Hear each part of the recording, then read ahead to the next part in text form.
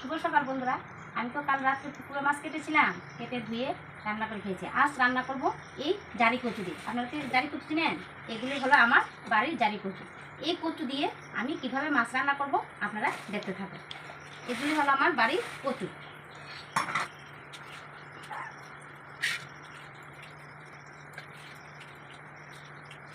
এই কচু কোনো গলার ধরে না, এই কচু এভাবে খাওয়া যায়। নিরামিষ ঘেটেও খাওয়া যায়, যে কোনো সবজিতে দিয়েও খাওয়া যায়।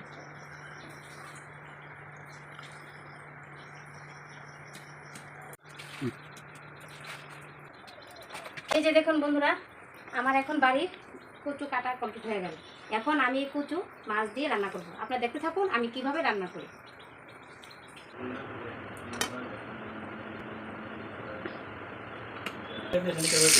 আরে বন্ধুরা, কড়াই তেল দিয়ে নিলাম, একটু লবণ দিয়ে নিলাম। কড়াইটা মাজা করায় তো, যাতে মাছগুলো লেগে না দেয়, তার জন্য একটু লবণ দিয়ে নিলাম। এই যে দেখুন বন্ধুরা, এগুলি হলো আমার পুকুরের মাছ।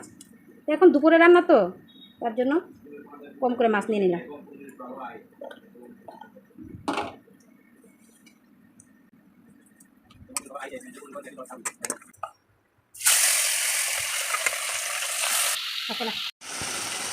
এখন মাছগুলিকে উঠিয়ে দেবো। মাছগুলি ভাজা হয়ে গেছে মোটামুটি।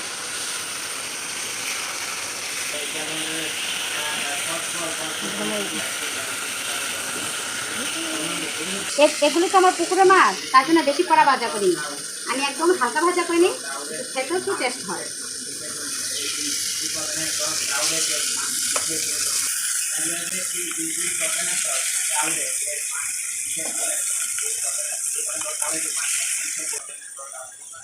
তো বন্ধুরা, এই পুকুরের মাছ কারা কারা খেতে ইচ্ছুক আপনারা অতি সত্ত্বর এসে করুন। এই যে মাছ ভাজা কমপ্লিট হয়ে গেল।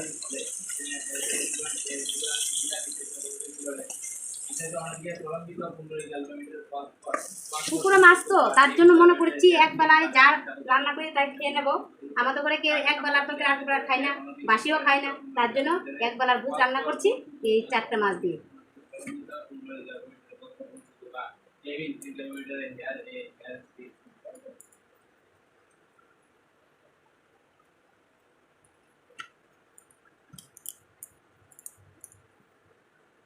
পুকুরের মাছ, এ কচু আমার বাড়ির কচু। এটা হলো জারি কচু। এই জারি কচু দিয়ে আমি মাছ রান্না করি। তার জন্য আমি নিয়েছি এখানে পেঁয়াজ কুচি, কাঁচা লঙ্কা বাটা, আদা বাটা, জিরা, ধনে গুঁড়ো, শুকনো লঙ্কার গুঁড়ো। এটা শুকনো লঙ্কা গুঁড়ো না, কাশ্মীরি লঙ্কার গুঁড়ো। এটা দেওয়ার মানে হলো তরকারি কালারটা, মানে সবজির কালারটা সুন্দর আসার জন্য।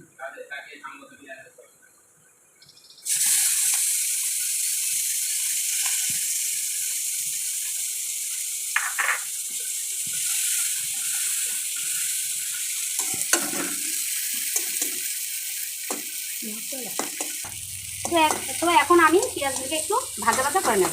পেঁয়াজগুলি ভাজা ভাজা হয়ে গেলে তারপরে দিয়ে দেব মশলাগুলি।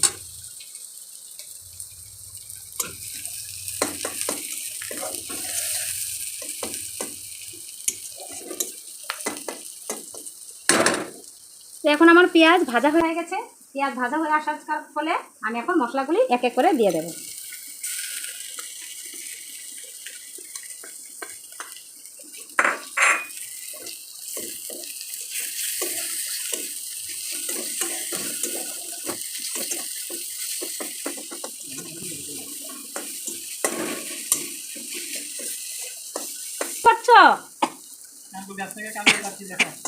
কারকুলো পেয়ে নিয়ে আসলে কাঁচা লঙ্কা আছে এখানে, কাঁচা লঙ্কা পারলে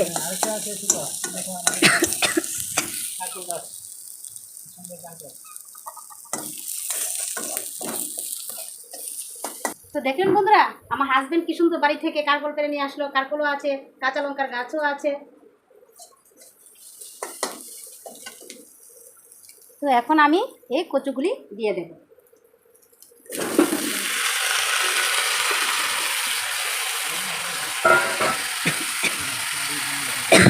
পারলে কটা কারকল পারলে? কারণ থাক, আর 2 দিন পরে পারলেই হবে। বাহ কি সুন্দর বড় বড় তো বড় বড় জিনিসগুলো অনেক ভালো।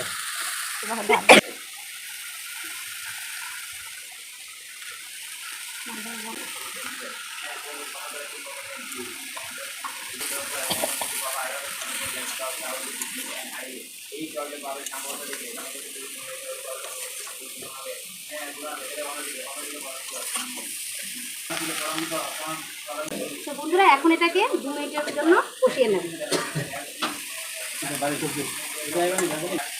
তো এটাকে কিছুক্ষণের জন্য ঢাকা চাপা দিয়ে দেবো, কিছুক্ষণের জন্য কষিয়ে আসুন। দেখুন বন্ধুরা, বৃষ্টির কারণে বাড়িঘর কি জঙ্গল হয়েছে। এই জঙ্গলের ভিতরে দেখেন কারকল কিভাবে ধরে রয়েছে।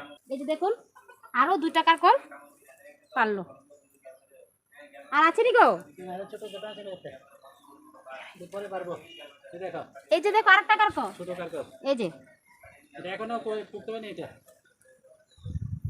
আর 2-1 দিন পরে এটা ভালোই তো কারকল ধরলো। সবগুলি কি এই গাছের? ওই গাছের আছে, ওইখানে আছে।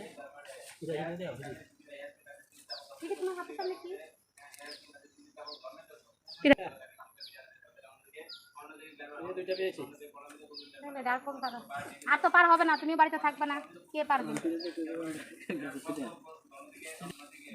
ওইদিকে আছে একটা, এদিকে আরেকটা কার্বন আছে, দেখো ওইদিকে একটা বেড়েছে কিন্তু এখনো একটা পরিপক্ক হয়নি, তাই আজকে পারলাম না এটা।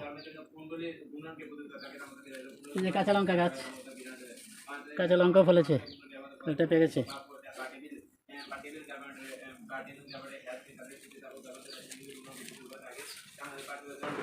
দেখুন কতগুলি কারকল হলো।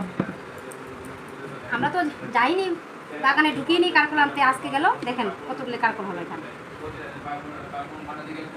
তো বন্ধুরা এগুলি কিন্তু সব আমাদের বাড়ি যা সবজি দেখেন, আমি মোটা বাড়িতে সবজি চাষ করি কিন্তু কোনো সার দিইনি, সবগুলি হলো আমার বাড়ির গোবরের সার।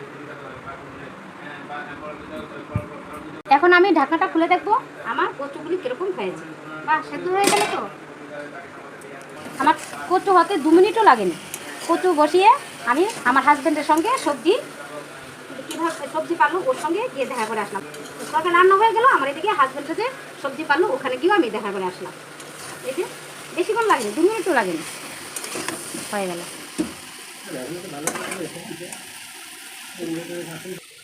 বন্ধুরা কচু তো তার জন্য আমি একটু গরম জল দেবো।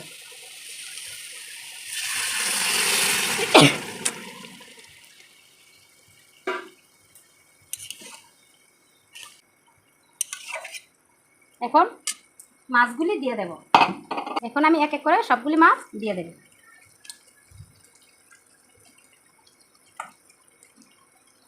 আর এই মাছটা দেব না, আমার ছেলে মাছ খেতে পারে না, কাটা লাগে, তার জন্য ওকে এটা ভাজি করে দেব।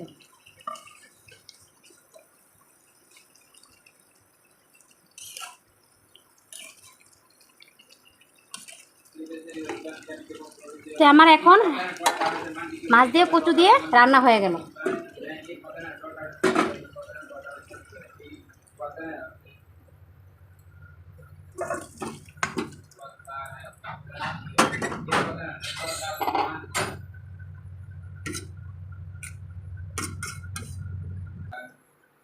এদিকে আমার কচু দিয়ে মাছ দিয়ে রান্না হয়ে গেল, আর ওদিকে আমার আলু দিয়ে কাঁচা কলা দিয়ে নিরামিষ ঝোল করে ফেললাম।